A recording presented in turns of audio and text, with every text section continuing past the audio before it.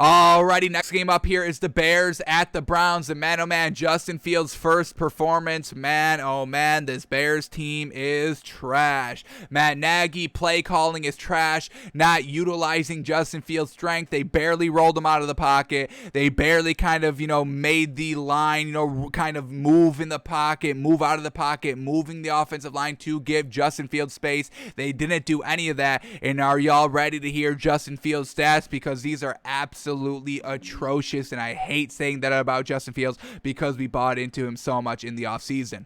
But here we go. Justin Fields, 6 of 20 passing. 6 of 20, folks. 30%. 30% completion percentage. Absolutely abysmal.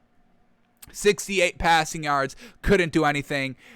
David Montgomery, the rushing attack, 10 carries for 34 yards. I mean, they literally didn't even move the ball like 100 yards offensively. Absolutely trash here by this Bears team.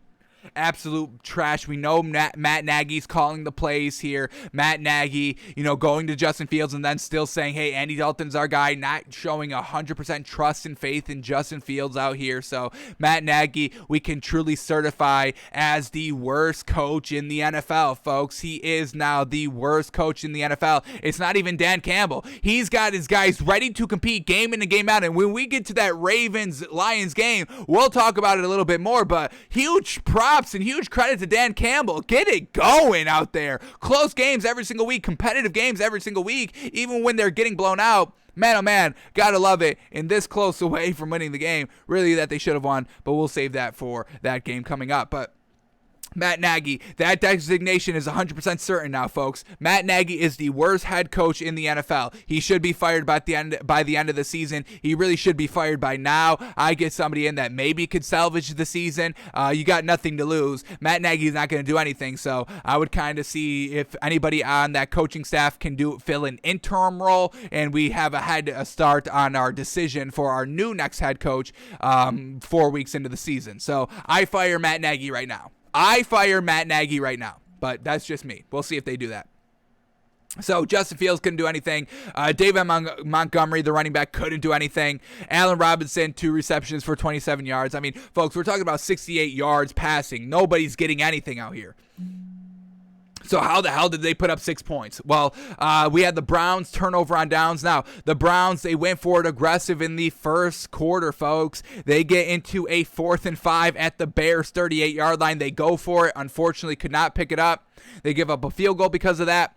And then on the next drive, they are facing a 4th and 1, and unfortunately cannot pick that up either. Another turnover on downs, but then they're able to kind of kick it into gear and start scoring there, kind of there on out. So the Browns, Kevin Stefanski, I've got no problem with the aggressive play calling, especially when you're going against Justin Fields and the rookie quarterback. Yeah, I'll put him in a little bit of a better field goal or better just kind of starting field position. They give the Bears the Chicago's 47-yard line. That's when they start their first drive. I've got no problems giving up that. We'll let Justin Fields drive on us. Prove that you can drive on us. And he didn't prove that all game. So, once again, no problem with Kevin Stefanski's aggressive play calling here. And we've been seeing aggressive play calling a lot this season, definitely a lot in week 3 with the Chargers game and all that we've already talked about. But yeah, the aggressive play calling, hey, you got to risk it to get the biscuit sometimes here, and Kevin Stefanski is trying to get that biscuit. So well done by the Browns. I've got no problem with the play calling here.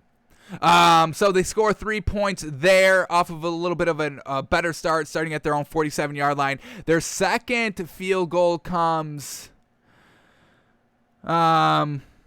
when they get their second field goal. Here we go. They started on their own 31-yard line in the third quarter, and they were able to get they got a 48-yard penalty. That's why.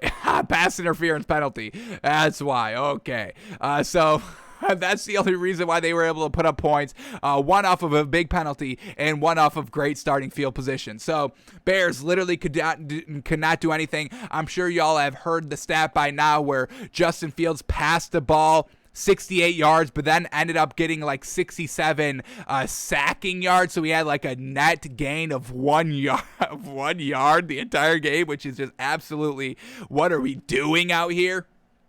So this is a bad Bears team. They have no offensive line. They have no offensive play caller. And they don't have like tier 1 weapons that can kind of make up for all those lackluster spots everywhere on this offensive side of the ball. So, and that's no disrespect to Allen Robinson. There's no disrespect to them, but to him. But at the end of the day, they don't have Devontae Adams and DeAndre Hopkins and Stephon Diggs and all that. DK Metcalf and even Tyler Lockett. It's just unfortunate. So this Bears team, I'm 100% off of Matt Nagy. I think I made that clear by calling him the worst head coach in the league. I still think Justin Fields can get it done, but everything else on this Bears roster is just absolutely not good. Besides Khalil Mack, he got back into the game here, back into the limelight here. Khalil Mack did have 2 sacks, so well done. The Bears defense did solid right here. They had 2, 3, 4, 5 sacks last night. Unfortunately, the offense just couldn't put up any points. All right, now let's talk about this Browns team. I want to talk about the sacks quickly here. Myles Garrett had 4.5 sacks himself and 4 tackles for losses. So I don't know what more dominant performance you needed here. But Myles Garrett having 4.5 sacks himself is just absolutely absurd. So Myles Garrett, 4.5 sacks. Jeremiah Owusu-Koramoah, baby, getting in for a half a sack and a tackle for a loss. We got Rodney Harrison, 1 sack and 1 tackle for loss. Malik Jackson, half a sack. We get Takaris McKinley, half a sack as well. So what is this? 4, 5, 6, 7, 8, 9 sacks by Justin Fields. I mean, did y'all even prepare? What were y'all doing all week? Matt Nagy was probably too busy going to Andy Dalton on the phone and be like, you're the guy. Don't worry, Andy. Hey, you've got nothing to worry about. You're the guy, Andy. You're our guy. Justin Fields is just filling in, okay? Are you okay? You're good? Okay, I'm just making sure our relationship is good. I'm telling you the truth. I'm not lying to you. Are you good, Andy Dalton? And then all the Bears, other coaching assistant and players were like, yo, Matt Nagy, you gonna come to practice? And Matt Nagy's like, yeah, I'll be there in a second. All right, Andy Dalton, you're doing good? Okay. You resting? You're doing good? Okay. You're still the starter, though. You know that, right? Okay. Hey, you're the starter. Hey, bud, cheer up. You're going to be starting in a couple of weeks. Hey, take this next couple of weeks. Look over the film. Get better. Hey. Y'all doing good in practice? All right, everything's going good? All right, Andy, you good? Okay. So it's just like, hey, what is Matt Nagy doing out here, folks? Just absolutely being garbage out here, and it's reflecting, and it's unfortunately getting Justin Fields off to a very, very slow start to his career, unfortunately. So, awful everything here by the Bears. Now let's talk about this Browns team. Baker Mayfield, not a great game. We've been seeing real solid, serviceable, accurate, efficient games by Baker Mayfield, but he goes 19 of 31. Not the greatest, 61% completion percentage, nothing great out here. He had 246 yards. He did have a passing touchdown. All that is real solid, but the completion percentage is real low, and that's a little bit of questionable because we know Kevin Stefanski is calling these games and scheming up these games so well for him. So a little bit of a lackluster performance for Baker Mayfield, and this was an opportunity for the Bears to take advantage, but the offense, like we just said, was absolutely trash. Matt Nagy is absolutely trash.